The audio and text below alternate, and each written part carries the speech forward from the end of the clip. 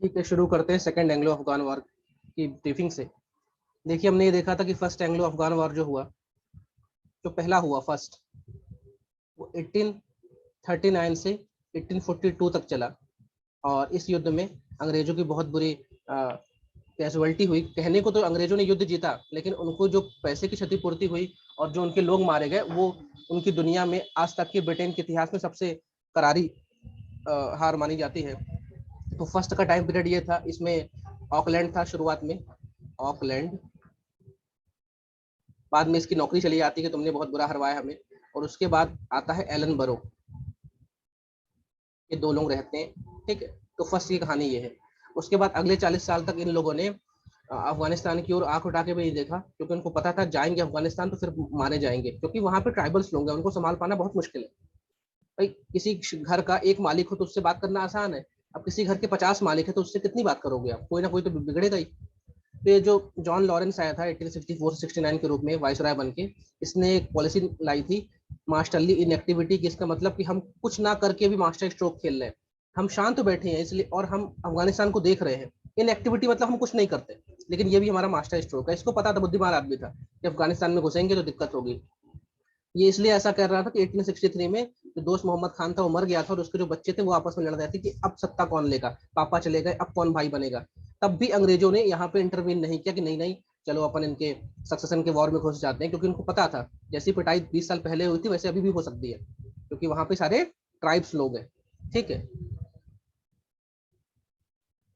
तो लॉरेंस जो था, इसने बिल्कुल एक तरह से अपनी पॉलिसी बना रखी थी कि हम इनएक्टिव रहेंगे, हम अफगानिस्तान में जो हो रहा है उसको चुपचाप देखेंगे लेकिन कुछ करेंगे नहीं, ठीक है। और ये इसकी पॉलिसी ऑफ मास्टरली इनएक्टिविटी है। लॉरेंस ने बोला था कि हम कुछ ना करके भी मास्टर स्ट्रोक खेलते हैं। ऐसा नहीं कि हम डर रहे हैं, लेकिन हम देख रहे हैं अफगानिस्तान को, ठीक है। तो जब वो मरता है, कौन, आपका दोस्त मोहम्मद मरता है, तो उसके बाद उसी के खानदान का एक लड़का है शेर अली, वो बन जाता है अफगानिस्तान का रूलर। अब शेर अली जो व्यक्ति है, देखिए फिर से मैं बोलता हूँ, जितने नाम आए हैं ना उनको ध्यान नहीं रखना है आपको। आपको बस ये ध्यान रखना है, शाह शुजा, दोस्त मोहम्मद, ये दो ध्यान रखिए। अभी किनका नाम ध्यान रखना होगा मैं बता दूंगा, लेकिन कहानी सुनते चलिए। दोस्त मोहम्मद के बाद जो अगला वहां का राजा बनता है वो रहता है शेर अली, ठीक है। शेर अली के साथ लॉरेंस के अच्छे संबंध रहते हैं, बातचीत होती रहती है, व्हाट्सएप व्हाट्सएप में फोटो चैट होती रहती है। तो इनके अच्छे संबंध रहते हैं, और अंग्रेजों को भी लगता है कि ठीक है भाई, वहाँ शेर अली है, अच्छा आदमी है, ना वो हमको परेशान कर रहा ना हम उसको परेशान कर रहे, क्योंकि अब आप इस समय जो ईस्ट इंडिया कंपनी की बॉर्डर है वो सीधे किससे लग रही है? अफगानिस्तान से, क्योंकि रंजीत सिंह का टेन्योर खत्म हो चुका है, पंजाब अनेक्स कर चुके हैं, पंजाब में कमिश्नरी बन चुकी है, ठीक है। तो अब एक तरह से ईस्ट इंडिया कंपनी का बॉर्डर के बाद जस्ट अफगानिस्तान का बॉर्डर है, तो ठीक है। तो अब आता है अगला व्यक्ति जिसका नाम है Lord Viceroy Lytton. Viceroy Lytton या लॉर्ड लिटन जिसको हम कहते हैं, ये जो व्यक्ति आएगा, इसके समय शुरू होगा क्या? Second Anglo Afghan war. अब होता क्या ये आप जान लीजिए, इसकी तस्वीर लिटन भाई की। लिटन के बारे में और अच्छे से ब्रीफिंग जब पढ़ेंगे, जब हम लिटन के समय पे पहुंचेंगे, लिटन ने क्या किया, रिपन ने क्या किया, इसके समय रीजन क्या होता है। रीजन सबसे पहले, ये जो मैप है, मैप में एक ही रीजन दिख रहा है आपको कि इतना बड़ा ये जारिश रसिया है, ये इतना बड़ा है देखने को, लेकिन बेचारे के पास क्या नहीं है, इसको ऐसा समंदर चाहिए जहाँ पे 12 महीने पानी हो, तो ये इसके पास है नहीं, और ये इसी के लिए परेशान है। तो ये ट्राई तो कर रहा है, पर्शिया से भी ट्राई कर रहा है, अफगानिस्तान से भी ट्राई कर रहा है, किसी भी तरह या तो मेरे कंट्रोल में ये लोग आ जाए, या तो मुझसे हार जाए युद्ध में और मुझे एक रास्ता मिल जाए और मैं यहाँ से ट्रेड करूँ, ठीक है। तो ये रशिया का था। और अफगानिस्तान के बाद सीधे बॉर्डर अब लग रही है किसकी? ईस्ट इंडिया कंपनी की बॉर्डर लग रही है यहाँ पे, सीधे ईस्ट इंडिया कंपनी की बॉर्डर लग रही है। वैसे टेक्निकली कहूँ, ईस्ट इंडिया कंपनी अब खत्म हो गई है, 1858 से ईस्ट इंडिया कंपनी खत्म हो गई है। ईस्ट इंडिया कंपनी खत्म हो गई है, और अब किसका शासन हो गया? क्राउन का। तो सेकंड अफगान वॉर में अगर टेक्निकली स्पीकिंग किया जाए तो किसके बीच में लड़ाई हुई है? क्राउन और अफगान के बीच में। क्राउन जब भी बोलूं मतलब यहाँ पे ब्रिटेन है, भारत में सीधे सीधे ब्रिटेन रूल कर रहा है अभी, ठीक है। तो सेकंड एंग्लो अफगान वॉर में कंपनी की लड़ाई नहीं थी, ब्रिटेन की लड़ाई थी, क्योंकि कंपनी तो 1858 के एक चार्ट वो गवर्नमेंट ऑफ इंडिया एक्ट आएगा और उससे खत्म हो जाएगी। दिक्कत यही है, अफगानिस्तान चाहिए रशिया को, या उससे रास्ता चाहिए उसको, आना है कहाँ? अरेबियन ओशन में आना है। और ब्रिटिश जो एम्पायर है वो नहीं चाहता है कि भैया अफगानिस्तान में रशिया आ जाए, क्योंकि रशिया बहुत बड़ा एम्पायर है और उस समय का सुपर पावर था। एक शेर अपने इलाके में दूसरे शेर को बर्दाश्त नहीं करता, ठीक है। तो इसे मतलब दो शेर है और सब चाह रहे मेरा मेरा इलाका या तो सिक्योर रहे या तो बड़ा होता रहे। ठीक है। तो इस समय लिटन है, लिटन का जो कार्यकाल है 1876 से 1882 तक रहेगा, और इसी बीच में सेकंड एंग्लो अफगान वॉर शुरू होगा। अब होता क्या है ये देख लीजिए। जो अफगानिस्तान में शेर अली बैठा हुआ है, उससे ये बातचीत है कि भैया शेर अली, अगर तुम हमारे दोस्त नहीं हो तो तुम रशिया के दोस्त भी मत बनना। मतलब कुल मिला के आप अफगानिस्तान को ऐसे न्यूट्रल बना के रखिए, और जैसे ये मान लीजिए अफगानिस्तान है, इधर ऊपर कौन है, रशिया है, इधर कौन है, ब्रिटेन। जब भी मैं रशिया कहूँ तो समझ जाएगा उस समय का यूएसएसआर है, यूएसएसआर, सोवियत रशिया। तो भैया ब्रिटेन ने कह रखा है कि अफगानिस्तान से कि ना तुम रशिया से दोस्ती करो, अगर तुम्हें दोस्ती नहीं करना तो किसी से दोस्ती मत करो। ऐसा नहीं कि तुम रशिया से दोस्ती कर रहे हो, रशिया से संबंध बना रहे हो और हमसे नहीं बना रहे। ध्यान रखना, अगर रशिया से तुम्हारे संबंध बढ़े, रशिया से तुमने कोई गिफ्ट लिया, रशिया से तुमने कोई पैसा लिया, रशिया की आर्मी तुम्हारी जमीन में आई, तो हमारी आर्मी में घुस जाएगी। अगर देखो तो दोनों को बराबर निगाह से देखो, अगर रशिया को बराबर सम्मान दोगे तो हमको भी दो, लेकिन रशिया के साथ ज्यादा टिल्ट हुए, उसकी तरफ ज्यादा आप झुके, तो ध्यान रखना हम पीछे नहीं हटेंगे, क्योंकि आपके साथ सीधे मेरी बॉर्डर लगती है। अब हुआ यहाँ पे क्या था, कहानी क्या है, एक रशियन अटेम्प्ट, रशिया की तरफ से एक पूरा पूरा मिशन आया, मिशन मतलब बहुत सारे लोगों का जत्था आया, वो पैसे उसे लेके आए थे, गिफ्ट लेके आए थे, और वो लोग कहाँ पहुंच गए, अफगानिस्तान पहुंच गए। उनको रास्ते में रोका गया अफगानिस्तान की बॉर्डर में, लेकिन वो लोग चले गए, आए थे रशिया की तरफ से। और ये जब खबर लगी किसको, ब्रिटेन को, तो ब्रिटेन ने अफगानिस्तान से बोला यार, तो रशिया का जो पूरा कॉन्वॉय है, क्या रशिया की तरफ से आपको मदद मिली है, रशिया की तरफ से आपको गिफ्ट मिले हैं, तो हम भी गिफ्ट भेजेंगे। तो अफगानिस्तान ने बोला नहीं नहीं, हम आपका गिफ्ट नहीं लेंगे।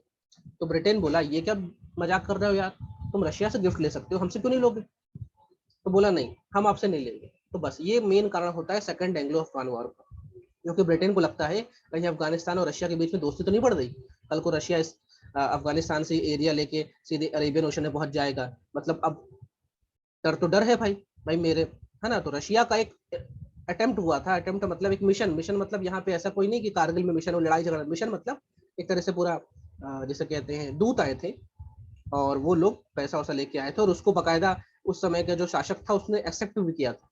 तभी तो खबर पहुंच गई हर जगह यार, रशिया की तरफ से तो पैसा वैसा आ रहा है, रशिया की तरफ से गिफ्ट आ रहे हैं। तो ब्रिटेन ने बोला तुम उनसे लोगे तो हमसे भी लो, तो इसने बोला हम आपसे नहीं लेंगे। ये था main reason second Anglo Afghan war का। रिटर्न भाई साहब बैठे हुए थे, रिटर्न भाई साहब ने बोला कि नहीं नहीं, ये तो ज्यादा हो रहा है, आप रशिया की तरफ से झुक नहीं सकते, और अगर रशिया की तरफ झुकोगे या उससे उसके साथ ज्यादा दोस्ती बढ़ाओगे तो ध्यान रखना आप मेरे दुश्मन हो जाओगे, मैं आप पे अटैक कर दूंगा। तो सेकंड एंग्लो अफगान वॉर 2 साल चलता है, 1878 से लेकर 1880 तक। ठीक है। अब चलते हैं इसमें हुआ क्या। ब्रिटेन ने आर्मी डाल दी, मतलब ब्रिटिश आर्मी चली गई अफगानिस्तान में, और वहां पर लड़ाई शुरू होती है। अच्छा ये एक तस्वीर है, देखिए इंटरनेशनल रिलेशंस में ना हर देश को कोई मोटे तौर पे बड़े देशों को ना कोई जानवर से दर्शाया गया है। यहाँ पे आप देखेंगे ये जो भालू है, जहां भी आपको भालू दिखे, ये यूएसएसआर है, यूएसएसआर मतलब रशिया को हमेशा भालू से दिखाया जाता है। ठीक है। और ये जो लॉयन है, इसको ब्रिटेन से दिखाया जाता है, लेकिन आज इस लॉयन को हमने चुरा लिया। आज भारत अपने आप को शेर बोलता है, लेकिन वैसे हमारा शेर, हम तो वैसे बाघ है, हाँ हम टाइगर है, लॉयन नहीं है। ठीक है। इसे रशिया और चाइना को ड्रैगन में दिखाया जाता है। तो ये लॉयन है, ये ब्रिटेन है, ये रशिया है, ये बीच में बैठा है अफगानिस्तान का नवाब, और ये दोनों इससे बोल रहे हैं यार तुम मेरे दोस्त हो, तुम मेरे दोस्त हो। लेकिन ये आदमी को समझ में आ रहा है कि ना भालू आदमी का दोस्त हो सकता है, ना लॉयन आदमी का दोस्त हो सकता है, कभी मौका मिलेगा तो दोनों मुझको खा जाएंगे। लेकिन एक तस्वीर है, इस तस्वीर में ये देखिए बीच में अफगानिस्तान है, दोनों इसको बहलाने की कोशिश कर रहे हैं कि तू मेरे साइड हो जाए, तू मेरी साइड हो जाए। एक तस्वीर है, ये सब मिल जाएंगे आपको नेट में। तो इसमें लिखा है save me from my friends, ये आदमी कह रहा है मुझे मेरे दोस्तों से बचाओ, ये अपने आप को मेरा दोस्त कह रहा है, लेकिन ये लोग कभी ये मौका मिलके उसको खा जाएंगे। भाई आदमी और लॉयन दोस्त नहीं होते, आदमी और भालू दोस्त नहीं होते। अच्छी तस्वीर है ये। तो हुआ क्या भाई, 1878 में सब काम हुआ, तो लड़ाई शुरू हो गई। लड़ाई शुरू हो गई तो भाई सीधी सी बात है कि भाई ब्रिटेन के लोग घुसेंगे यहाँ पे। जब घुसे तो इन्होंने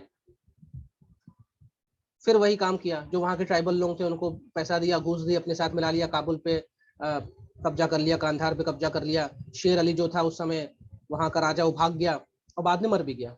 उसके बाद नेक्स्ट व्यक्ति जो बनता है याकूब खान, इसको बनाते हैं वहाँ का नवाब या वहाँ का राजा, और ये ब्रिटिश का दोस्त है। ये ब्रिटिश का दोस्त है, जैसे शाह सुजा ब्रिटिश का दोस्त हुआ करता था, वैसे याकूब खान भी ब्रिटिश का दोस्त था। और याकूब खान के साथ पहले से बातचीत होती आ रही थी। मतलब ये आदमी उन्हीं के खानदान से था और चाह रहा था कि मुझे गद्दी मिल जाए। तो ब्रिटेन कई बार शेर अली को पहले ही बोल चुका था कि यार तुम हट जाओ, मैं याकूब खान को बनवा देता हूँ। तो शेर अली क्यों हटे भाई, जो राजा है वो क्यों हटे। तो अल्टीमेटली शेर अली को हरा दिया जाता है, वो भाग जाता है देश छोड़ के, बाद में मर भी जाता है। याकूब खान नया बन जाता है वहां का राजा, वहां का किंग, और वो ब्रिटिश का क्या है, दोस्त है। और इस ये जो युद्ध खत्म होता है, एक संधि का नाम याद रखना है, ट्रीटी ऑफ गंडमक। गंडमक नाम से संधि होती है, ये एक शहर है। ये शहर जो मिलेगा ये आपको काबुल के पास मिलेगा, काबुल और कंधार के बीच में मिलेगा, गंदमक नाम से। तो ट्रीटी ऑफ गंदमक किसमें होती है, सेकंड एंग्लो अफगान वॉर में होती है। और इसमें एक तरह से याकूब खान ब्रिटेन को आश्वासन देता है कि हम आपके ही दोस्त हैं, हम कभी रशिया के साथ दोस्ती नहीं करेंगे, और आप निश्चिंत रहिए, अफगानिस्तान की तरफ से आपको कोई खतरा नहीं होगा। यशस्वनी पूछिए, क्या पूछना है आपको। सर याकूब खान किसका सन रहता है, शेर अली का? नहीं, सन उन नहीं, सब उसके परिवार के ही लोग हैं, ओके सब सर। उसके परिवार के लोग हैं ना। किसका सन है, जैसे चाचा ही मत जान, ये मत जानो आप। सेकंड एंग्लो अफगान वॉर में शेर अली रहता है, इसको रिप्लेस कर देते याकूब खान से। जैसे फर्स्ट में हमने देखा था कि दोस्त मोहम्मद रहता है, दोस्त मोहम्मद, और यहाँ पे शाह सुजा रहता है। शाह सुजा नहीं, क्या नाम था उसका, हाँ शाह सुजा ही तो था। ठीक है, तो दोस्त मोहम्मद पहले रहता है, कुछ समय के लिए शाह सुजा बनता है, फिर बाद में फिर से दोस्त मोहम्मद बन जाता है। ये फर्स्ट एंग्लो अफगान का है। इसमें आपने देखा शेर अली रहता है, शेर अली को हरा के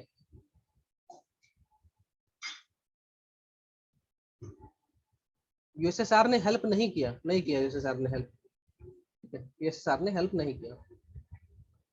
और एक बड़ी अच्छी बात है या बुरी बात ये कहूँ, आज भी इतिहासकार बोलते हैं वो जो रशिया की तरफ से दूत आया था ना, वो क्या वहां की सरकार ने भेजा था, वहां के राजा ने भेजा था, कि अपने आप से आया था। तो यूएसएसआर को तो बहुत सालों तक पता ही नहीं चला कि ये लड़ाई क्यों हो रही है। फिर बाद में किताबों में लिखा गया कि रशिया की तरफ से कोई दूत आया था और उसकी लड़ाई हुई। तो वो रशियन गवर्नमेंट ने भी कई बार मना किया कि हमने कोई दूत ही नहीं भेजा।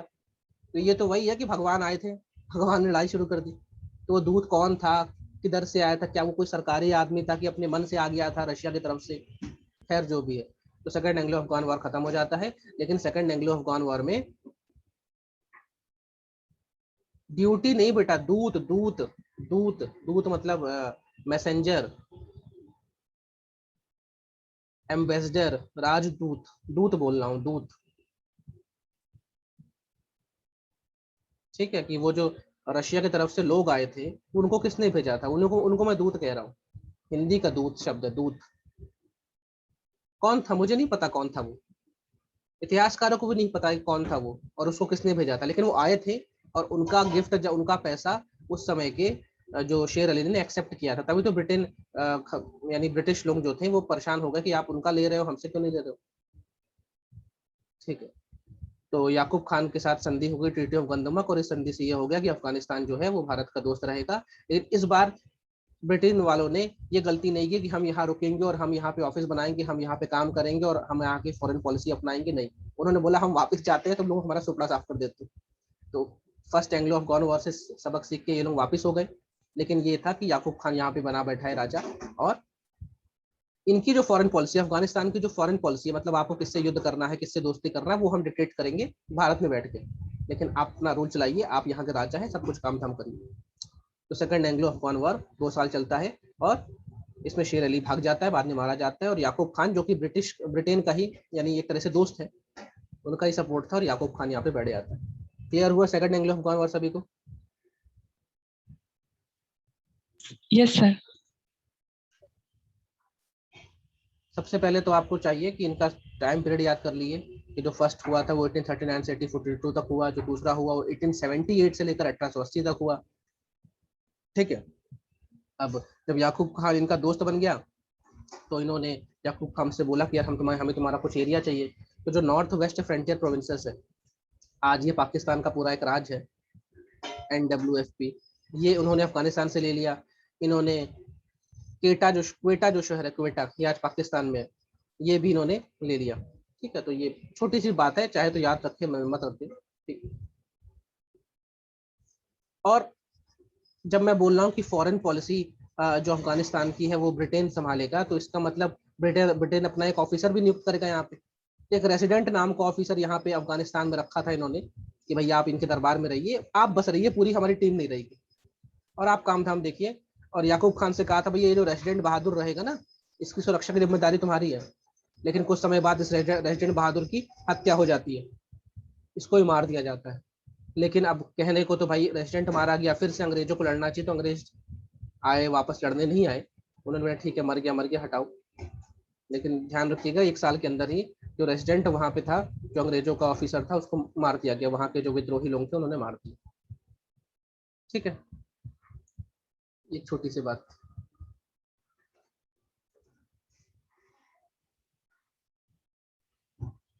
अब इसी बीच में क्या होता है, ब्रिटेन में सरकार बदलती है और जो लिटन रहता है उसको यहाँ से इस्तीफा देके वो चला जाता है। और इसको इसलिए यहाँ से बुलाया जाता है कि जो रेजिडेंट बहादुर हमने नियुक्त कहाँ किया था अफगानिस्तान में, वो मारा जाता है। तो इस व्यक्ति को बोला जाता है ब्रिटेन से कि तुमने क्या पॉलिसी अपनाई यार, तुमने क्या सुरक्षा उसकी करी, वो अफगानिस्तान में अपना हमारा काम कर रहा था, इतना बड़ा ऑफिसर, वो मारा कैसे गया। तो आप देखिए कि अफगानिस्तान के चक्कर में 2 लोगों की नौकरी चली गई। ऑकलैंड की चली गई थी उस समय नौकरी, इस समय लिटन की नौकरी चली गई। ठीक है, लिटन भाई चले जाते हैं, काम खराब हो जाता है, जो भी है दिक्कत है। ठीक है, अब क्या होता है, इसी बीच में वहां तख्ता पलट होता रहता है, याकूब खान वहां से हट जाता है और उसके बाद एक अब्दुल रहमान नाम का व्यक्ति रहता है, वो वहां का शासक बनता है। इनका नाम आपको ध्यान नहीं रखना है।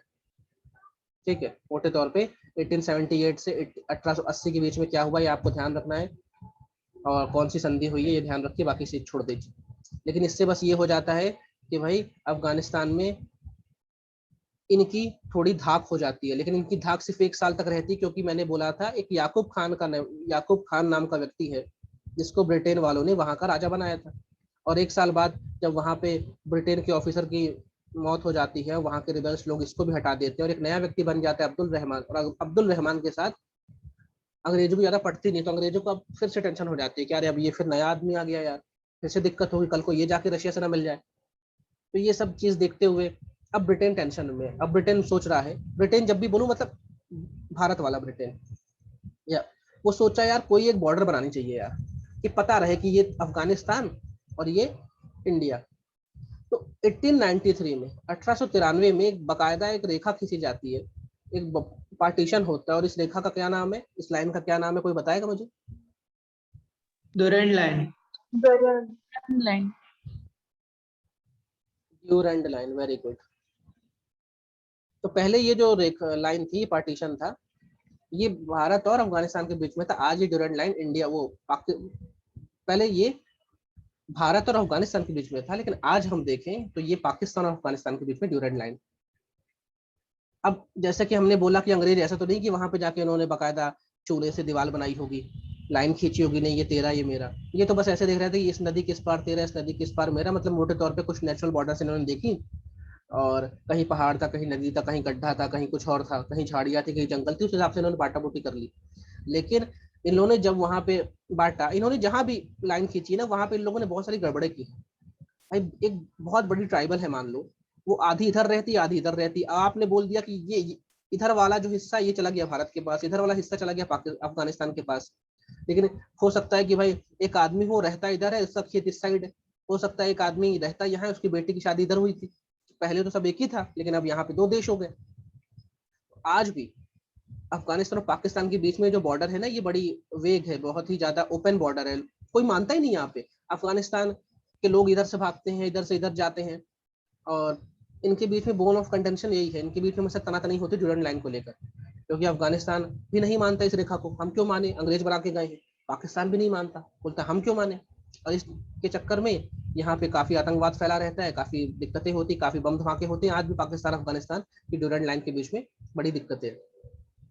ठीक है, तो 1893 में ये इन्होंने काम किया कि भैया चलो हम अपनी बॉर्डर सिक्योर कर ले। 1893 में ड्यूरेंट लाइन बनती है। 1890, ये ध्यान रखना है क्यों बनती है, क्योंकि इनको लगा कि यार ऐसे नए नए यहाँ पे लोग आते रहेंगे, हम कब तक इनके साथ युद्ध करेंगे, कब तक इनको समझाएंगे, है ना। और इससे अच्छा है बॉर्डर बना दो, यहाँ पे ब्रिटिश आर्मी लग गई, कौन सी लग गई, ब्रिटिश आर्मी खड़ी हो गई। अच्छा, इसी बॉर्डर के पास अब ये जो पूरा बेल्ट है ना, यहाँ पे इन्होंने सिख रेजिमेंट को तैनात किया हुआ था, सिख रेजिमेंट कहूँ या सिख सोल्जर्स तैनात किया हुआ था। इसी में एक बैटल होती है जिसपे एक फिल्म भी बनी है केसरी नाम की, उस बैटल का नाम है बैटल ऑफ सारागढ़ी। सारागढ़ी नाम की जगह पे बैटल होती है, अक्षय कुमार ने उसमें रोल निभाया है। और ये कोई एंग्लो अफगान वॉर के बीच का कोई युद्ध नहीं है, ये तो 1897 में हुआ था। हुआ ये कि भाई यहाँ पे मैंने बोला पूरे अफगानिस्तान में ट्राइबल्स लोग रहते हैं, तो कुछ ट्राइबल्स लोग ये पूरा इलाका कैप्चर करने आ रहे थे, सारागढ़ी वाला। तो फिर यहाँ पे जो हमारे सिख सोल्जर्स थे वो लड़ाई है बैटल ऑफ सारागढ़ी। तो वो कहाँ का दिक्कत होगा, ये ड्यूरेंट लाइन को लेकर दिक्कत था। ठीक है, तो बैटल ऑफ सारागढ़ी है वो किसी एंग्लो अफगान वॉर के बीच में लड़ी गई थी। बीच बीच में छुटपुट घटनाएं होती रहती हैं, और हमारा जो बॉलीवुड है जब उसको स्टोरी नहीं मिलती है ना तो वो हिस्ट्री खोल लेता है, और हिस्ट्री में देखता है कि कहाँ कुछ अच्छा हुआ है, वो चीज अपन फिल्म बनाते हैं। तो बैटल ऑफ सारागढ़ी पे केसरी राम की फिल्म भी बन गई 1997 में। जब ये हुआ होगा तो उसके पहले ड्यूरेंट लाइन बन चुकी है, इसका मतलब ड्यूरेंट लाइन के इस पार ये आ रहे होंगे ट्राइबल्स लोग अफगानिस्तान की, तभी यहाँ पे इनको रोका गया, इनसे लड़ा गया। तो देखिए ना आप लोगों ने Kesari movie. Yes sir. Yes sir. Kesari movie का जो सीन है वो ड्यूरेंट लाइन के बनने के बाद हुआ है। तो सेकंड एंग्लो अफगान वॉर हो गया, ये सब लिखा ही तो है यहाँ पे, सब ड्यूरेंट लाइन बना दी कि ब्रिटेन का क्या एरिया, मेरा क्या एरिया। ठीक है, और आज भी ये बड़ा ही बोन ऑफ कंटेंशन है।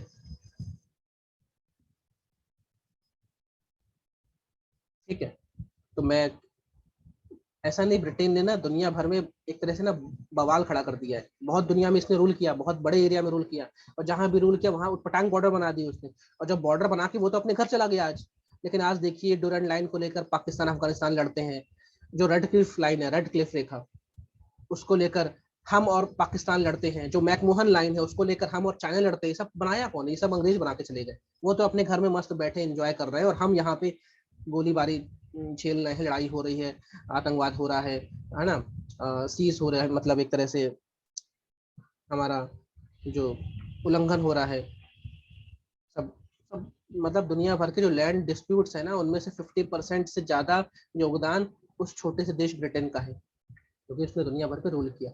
और मोर देन 90% योगदान पूरे यूरोप का है, क्योंकि यूरोप के बहुत सारे देशों ने दुनिया भर पे रूल किया।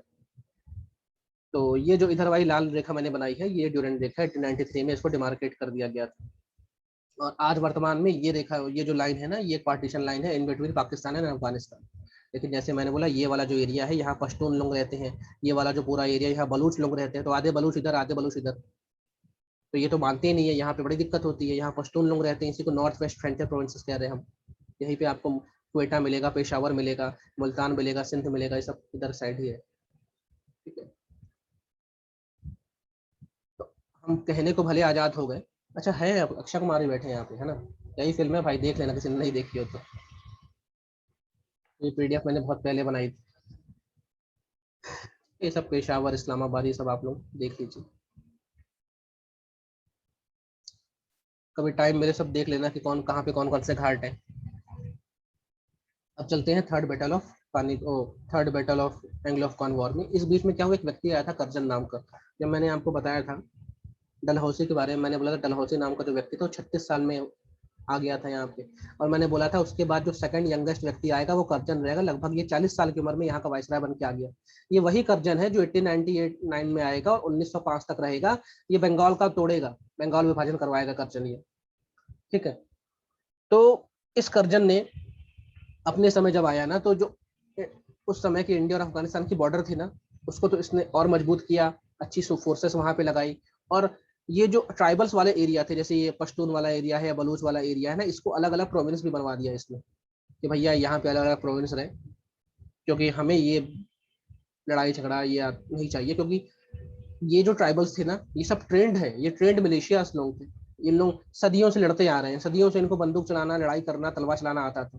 तो ये डरते नहीं थे आर्मी उर्मी से। यहाँ के जो ट्राइबल्स लोग थे तो खूब अटैक होते थे, और इसी अटैक से परेशान होकर इसने बोला कि नहीं यार, हमें तो आगे, हमें अपनी यहाँ की जो चौकियां हैं ना, इसको मजबूत करना होगा, और यहाँ पे अच्छी फोर्सेस लगानी होगी। तो करजन ने बड़ा काम किया इंडिया, उस समय के भारत और अफगानिस्तान की बॉर्डर को सिक्योर करने के लिए। लेकिन इसके समय थर्ड एंग्लो अफगान वॉर नहीं हो। थर्ड एंग्लो अफगान वॉर कब होगा, जब आपका प्रथम विश्व युद्ध खत्म हो जाएगा, उसके बाद होगा। अब क्या हुआ देखिए, अभी तक आपको ध्यान रखना है कि अफगानिस्तान की जो फॉरेन पॉलिसी है वो ब्रिटेन ही तय कर रहा है। मतलब कहने को अफगानिस्तान में राजा है, लेकिन वहां पे वो किस और देश के साथ कैसी बातचीत करेगा, क्या लड़ाई करेगा, वो ब्रिटेन ही उसको बता रहा है। ऑन कागज तो बता ही रहा है, ऑन कागज तो बता ही रहा है। तो अभी तक एक तरह से कह लीजिए अफगानिस्तान में कुछ ना कुछ कंट्रोल ब्रिटेन का है। कौन सा ब्रिटेन का कंट्रोल है, जो बगल में भारत बैठा है वहां पे जो ब्रिटेन है उसका कंट्रोल है। अफगानिस्तान वाले लोग इसको बर्दाश्त नहीं कर पा रहे थे, बोल रहे थे यार हम क्यों ब्रिटेन के अंडर में है, क्यों है हम। तो क्या हुआ, फर्स्ट वर्ल्ड वॉर खत्म ही हुआ था, और फर्स्ट वर्ल्ड वॉर में आप लोगों को शायद पता हो कि दुनिया ने सबसे पहले फाइटर प्लेन्स देखे, जंगी हवाई जहाज देखे जो बम गिरा रहे हैं आसमानों से, बम से ओले गिर रहे थे, बम से तबाही आ रही थी। ये फर्स्ट वर्ल्ड वॉर में ये सब हुआ था, और ये सब यूरोप में हो रहा था। अब क्या हुआ इसी बीच में, अब हम शुरू कर रहे हैं क्या, third Anglo Afghan war. Third Anglo Afghan war 4 महीने चला, 3 से 4 महीने, और ये कब चला है, 1919 में हुआ है। आप कोई मुझे बताएगा जो फर्स्ट वर्ल्ड वॉर हुआ है उसका टाइम पीरियड क्या है। 14 से 19 सर, 1914 से 1914। 1914। इसका मतलब फर्स्ट वर्ल्ड वॉर खत्म हो चुका है। अब क्या हुआ, ये जो हबीबुल्ला यहाँ पे बैठा हुआ था, हबीबुल्ला एक था यहाँ का नवाब था, अब्दुल रहमान के बाद ये बना हुआ था, तो इसको मार दिया गया, वहाँ के ट्राइबल्स लोगों ने इसको मार दिया। और उसके बाद एक नया बैठ गया अमानुल्लाह नाम का। जब इन लोग बैठ गए तो अमानुल्लाह ने बोला कि भैया, सोचा उसने मन में कि जो ब्रिटेन जो है फर्स्ट वर्ल्ड वॉर में यूरोप में लड़ रहा था, और उस समय बहुत सारे भारतीय लोग जो ब्रिटिश सेना में थे वो सब फर्स्ट वर्ल्ड वॉर लड़ने गए थे। इसने सोचा यार ब्रिटेन अब कमजोर हो चुका है, माना कि फर्स्ट वर्ल्ड वॉर में उन लोग जीते हैं, लेकिन उन्होंने बहुत अपने सैनिकों को खोया, बहुत पैसा खोया है। तो इसने सोचा अमानुल्लाह ने कि यार ये जो ब्रिटिश इंडिया है,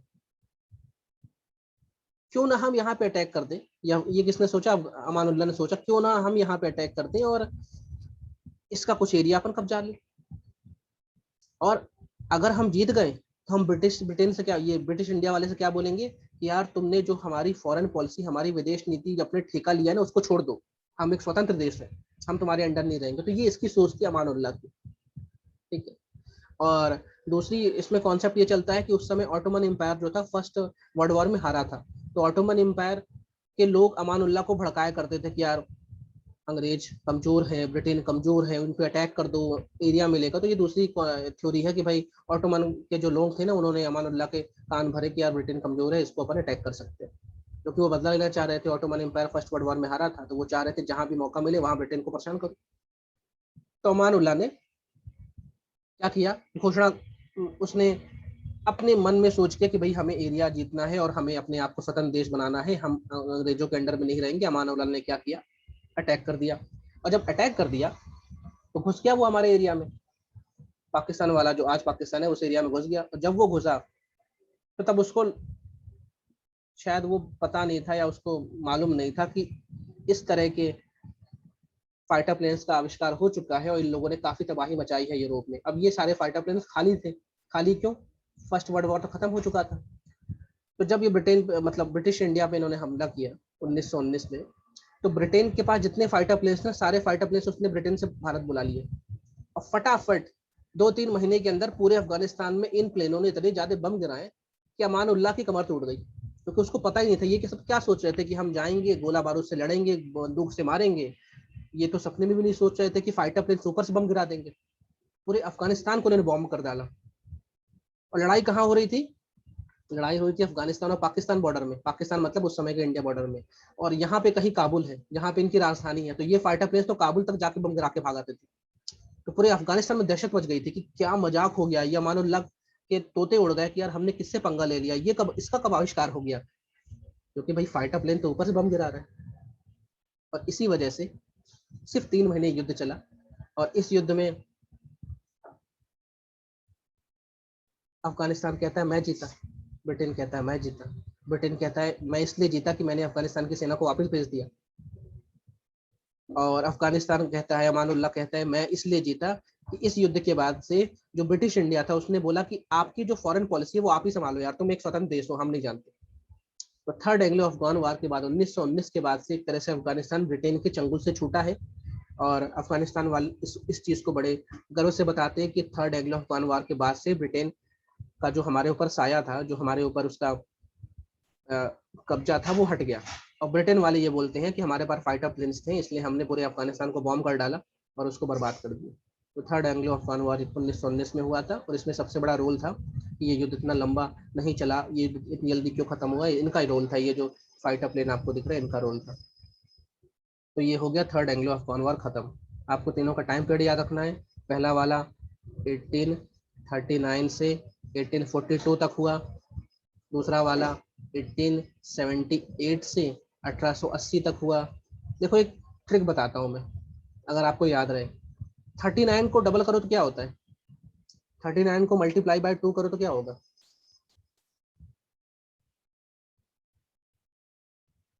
78। तो बस अगर 39 याद है तो उसको डबल कर लेना, 78 आ जाएगा। पहला वाला 4 साल चला, दूसरा वाला इसका आधा चला, सिर्फ 2 साल, ठीक है, और तीसरा वाला 1 साल से भी कम चला, इसको भी आधा कर लेना, तो ऐसे याद रख सकते हो, ठीक है। इनकी मैंने ब्रीफिंग कर दी है।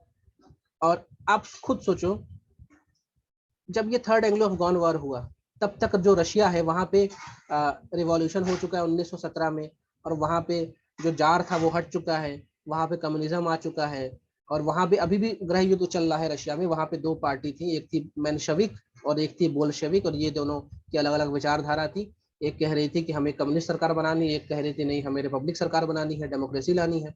तो इस समय यहाँ चल रहा था रशिया में गृह युद्ध, और ब्रिटेन को अब तक समझ में आ चुका था कि अब रशिया हमारे लिए इतना मतलब डर की बात नहीं है, क्योंकि वहां पे क्रांति हो चुकी है और ब्रिटेन के पास अब बड़े बड़े अच्छे अच्छे हथियार आ चुके हैं। तो अब ब्रिटेन ने सोचा, अब रशिया में खुद ही क्रांति हो चुकी है, ये देश अब अपने ये अब कहीं और अटैक करने की स्थिति में नहीं है, आपस में ही मर जाएगा ये देश। तो ये भी एक कारण था, ब्रिटेन ने कहा कि हमने अपने मन से अफगानिस्तान को आजाद कर दिया, क्योंकि अब हमें रशिया का डर ही नहीं है। और दूसरा ये भी है कि अब तक ब्रिटेन एक सुपर पावर बन ही चुका है, अभी तक वो नेवी में सुपर पावर था, अब एयरफोर्स में सुपर पावर हो चुका है, उसके पास बहुत बड़ी एयरफोर्स थी। उसको लगा अब रशिया कुछ भी कर ले, अपने पास तो ऐसे फाइटर प्लेन सब कहीं भी जाके बम गिरा के भाग आएंगे।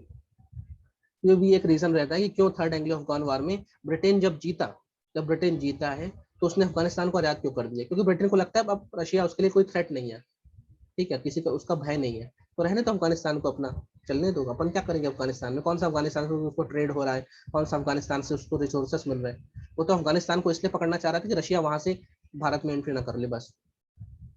और देखिए, अभी आप तक आपने ये समझा कि इस अफगानिस्तान में ब्रिटेन बर्बाद हुआ, इस अफगानिस्तान के चक्कर में रशिया बर्बाद हुआ, वहां पे क्रांति हो गई। अभी इस अफगानिस्तान के चक्कर में फिर जब कोल्ड वॉर शुरू होगा 1945 के बाद से, तो फिर रशिया घुसेगा। 1979 से 1989 तक रशिया जो है, यानी उस समय का यूएसएसआर अफगानिस्तान में घुसेगा, 10 साल यहाँ रहेगा, वो भी बर्बाद हो जाएगा, और बाद में 1991 में यूएसएसआर तो टूट ही जाएगा, विघटन हो जाएगा उसका, 14 देशों में टूट जाएगा यूएसएसआर, उन्हीं में से एक देश है रसिया। उसके बाद सन 2001 से में जब ओसामा बिन लादेन ने अमेरिका में अटैक किया, तब से अमेरिका घुस गया है, और 2021 तक अमेरिका यहाँ रहा पिछले 20 साल, और यहाँ भी उसमें इसने खरबों रुपए लगा दिए, अपने 50,000 से अधिक सोल्जर्स खो दिया अमेरिका। अब अमेरिका अभी वापस जा रहा है यहाँ से, ये करंट अफेयर्स में आ गए। तो क्या सिकंदर, क्या अशोक, क्या ब्रिटेन, ये सब सुपर पावर थे, बर्बाद हो गए यहाँ पे। ब्रिटिश 3 युद्ध लड़के बर्बाद हो गया। क्या रशिया, ये भी एक समय सुपर पावर था। क्या अब का सुपर पावर अमेरिका, सब अफगानिस्तान में बर्बाद हो रहा है। इसलिए अफगानिस्तान को मैं कहता हूँ कि अफगानिस्तान को सभ्यताओं की कब्रगाह कहते हैं, ग्रेव यार्ड ऑफ सिविलाइजेशन। कि अच्छी अच्छी सभ्यताएं, अच्छे अच्छे देश यहाँ पे आ जाए, बर्बाद होके ही जाएंगे। अफगानिस्तान को जीतना, अफगानिस्तान को कंट्रोल करना बहुत मुश्किल है। आप जीत तो सकते हो इसको, लेकिन आप इसको कंट्रोल नहीं कर सकते। आप यहाँ पे घुस तो जाओ लेकिन निकल नहीं पाओगे, सुपड़ा साफ कर देंगे। इतने सारे ट्राइबल्स हैं यहाँ पे, सब लड़ाके हैं, सब मर्सिनरीज हैं, मतलब उनको सिर्फ लड़ना आता है। और अभी जब ये अमेरिका यहाँ से निकलेगा सितंबर 11 सितंबर को निकलने वाला है, और अभी आप सुन रहे होंगे तालिबान वाला, तालिबान का यहाँ पे रूल चल रहा है, बहुत बड़े हिस्से में तालिबान कर रही है। तालिबान कौन है, ये सब ट्राइबल्स लोग ही हैं, बहुत सारे ट्राइबल कम्युनिटी का इसका सपोर्ट प्राप्त है, और अब इनका रूल होगा। कहने को ये आतंकवादी संगठन है ये लोग। सर बागी मूवी नहीं देखा बेटा मैंने, देख लेना, मुझे नहीं पता बागी मूवी क्या, लेकिन हाँ मुझे लगता है ऐसा कुछ है यहाँ पे। तो भैया आप लोगों को समझ में आया ना एंग्लो अफगान वॉर, बता दो। जी सर। कोई डाउट हो तो पूछ लें तीनों से।